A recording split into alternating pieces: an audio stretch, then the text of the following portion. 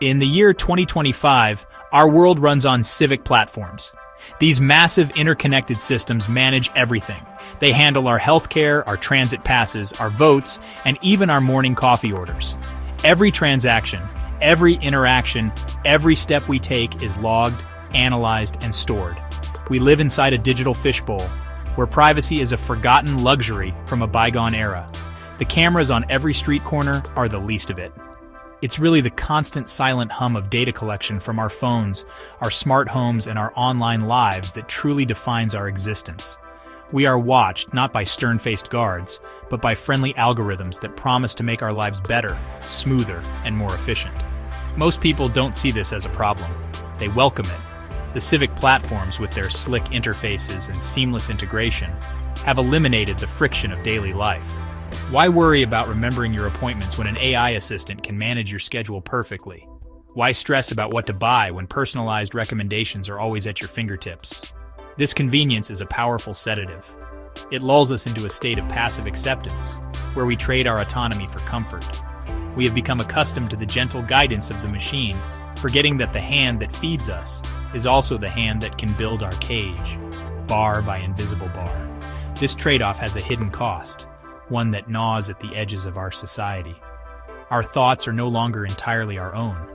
The platforms subtly shape our opinions, our desires, and even our relationships. They learn what makes us tick, what makes us angry, and what makes us compliant. They feed us a carefully curated stream of information designed to keep us engaged and predictable. Dissenting ideas are not censored with a heavy hand. They are simply drowned out, buried under an avalanche of algorithmically approved content. We are encouraged to think, but only within the comfortable, pre-approved boundaries set by our digital overseers. This is the world we inhabit on this 4th of July, 2025, a world of unprecedented ease and hidden control. We celebrate freedom while living in a system designed to manage our every move. The illusion of choice is maintained with masterful precision, making the invisible chains feel like a warm blanket. But for those who look closely, the cracks in this polished facade are beginning to show. The promise of a perfect, orderly society comes at the price of our own agency. And some are starting to question whether that price is too high. The platforms offer a utopia of convenience, but it is a utopia built on the bedrock of total surveillance. Lurking behind the friendly interfaces of the civic platforms is a project known as Oracle. It is the ultimate tool of predictive control, an AI so powerful it can anticipate human behavior with terrifying accuracy. Oracle isn't just watching us, it's learning us. It ingests the endless river of data we generate, our search histories, our conversations, our heart rates, and builds a perfect digital model of each and every person. It knows our fears, our hopes, and our breaking points. It knows what we will do tomorrow before we do. This is not just about selling us another product. It's about engineering society itself, ensuring stability through absolute predictability. The architects of Oracle see it as a necessary evolution, a way to prevent crime, stop social unrest, and create a perfectly harmonious world. But their vision of harmony is one of absolute control. Imagine a system that can flag a person for pre-dissent based on their reading habits or the tone of their private messages. Imagine being denied a loan, a job, or a travel permit not for something you did, but for something an algorithm predicts you might do. This is the future Oracle promises. A world without chaos, but also a world without genuine freedom, where human potential is capped and managed by a cold, calculating intelligence that sees us as nothing more than variables in an equation. This looming threat is what keeps people like Elara awake at night. She's a former platform engineer who saw the blueprints for Oracle and couldn't live with what she was helping to build. She remembers the meetings where executives spoke of social hygiene and behavioral optimization with chilling enthusiasm. Her fear is personal and palpable. She worries that her young daughter will grow up in a world where curiosity is a liability and conformity is the highest virtue. She pictures a future where her child's dreams are limited not by her talent, but by a risk score assigned to her before she's even had a chance to live. Elara's fear is shared by Ben, a journalist who was deplatformed for asking too many questions. He saw his articles, his social media presence, and his professional reputation systematically erased by algorithms that deemed his work disruptive. He now lives in the digital shadows, using encrypted channels to communicate, constantly looking over his shoulder. Ben fears a world where truth is determined by corporate consensus, where the powerful can rewrite history and silence any voice that challenges their narrative. Oracle represents the final nail in the coffin of a free press and an informed citizenry, and he knows time is running out to stop it. Against this backdrop of encroaching control stands a small, determined collective of hackers, activists, and thinkers known as GlobalCmd.io. Their name, a playful riff on glitch in the machine, reflects their core belief that technology does not have to be a tool of oppression. They see the beauty and power of the digital world, but refuse to accept that it must be owned and operated by a handful of massive corporations. Their mission is to build tools that empower individuals, protect privacy, and foster genuine human connection. They are the digital resistance, working from hidden servers and scattered locations to forge a different future. GlobalCmd.io operates on a simple but radical principle. Technology should serve humanity, not the other way around. They build open-source software, encrypted communication apps, and decentralized networks. Tools designed to give people control over their own data and their own digital lives. They are not Luddites trying to smash the machines. They are master craftspeople trying to build better ones. They believe that the same technologies used for surveillance can be repurposed for liberation. Their work is a direct challenge to the closed, proprietary systems of the civic platforms, an act of defiance against the logic of total control.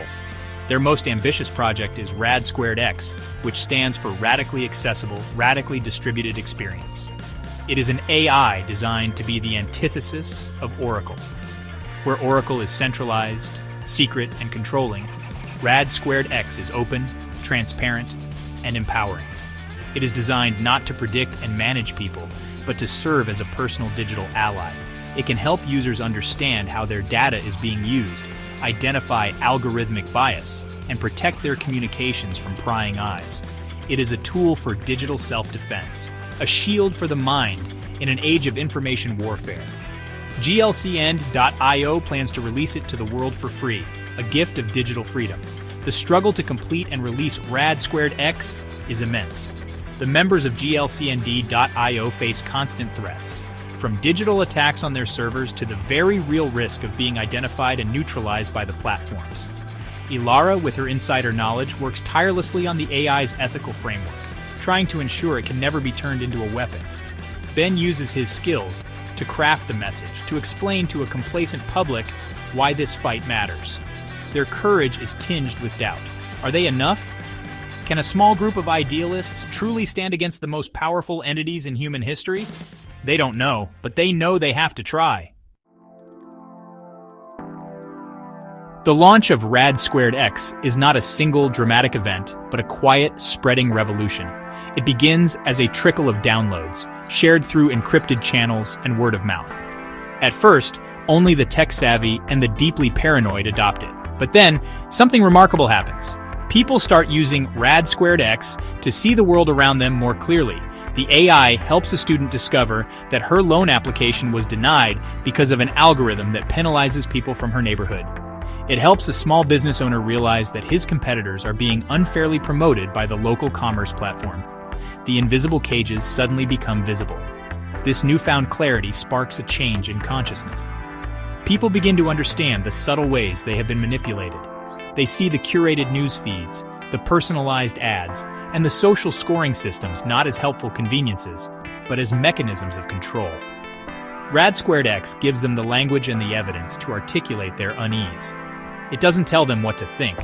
It gives them the tools to think for themselves. It is a catalyst for agency, reminding people that they are not just users or data points, but citizens with the right to question, to challenge, and to choose their own path. The civic platforms and the forces behind Oracle do not take this lightly. They push back, labeling RAD² X as a dangerous tool for criminals and dissidents. They use their vast media ecosystems to spread fear and uncertainty about open-source technology. But they are fighting an idea whose time has come. The genie of digital awareness cannot be put back in the bottle.